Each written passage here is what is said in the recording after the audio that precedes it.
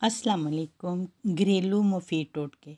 खीरे का रस लें, चाय का आधा चम्मच और ग्लिसरीन गुलाब का अर्क भी इतना ही ले लें।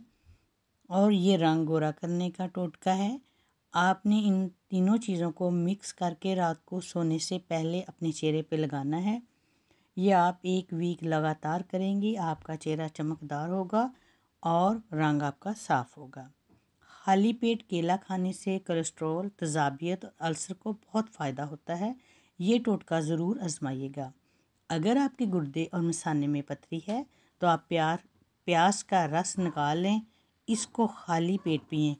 इंशाल्लाह ताला पथरी रेज़ा रेज़ा होकर ख़त्म हो जाएगी और निकल जाएगी इंशाल्लाह ताला। लेकिन आपने प्याज का रस जो लेना है वो खाली पेट पीना है। गर्म पानी पीने से हार्ट अटैक और बहुत सारी जो ख़तरनाक बीमारियां होती हैं, इससे आपको निजात मिलेगी। इससे माइग्रेन भी ठीक होता है। इससे आपको मैदे के में जो भी प्रॉब्लम होती है वो भी आपकी ठीक होगी। ये टोटके ज़रूर आजमाइएगा। मेरे चैनल को लाइक कीजिएगा, शेयर कीजिएगा और सब्सक्राइब कीजिएगा। अल्लाह हाफ़िज़।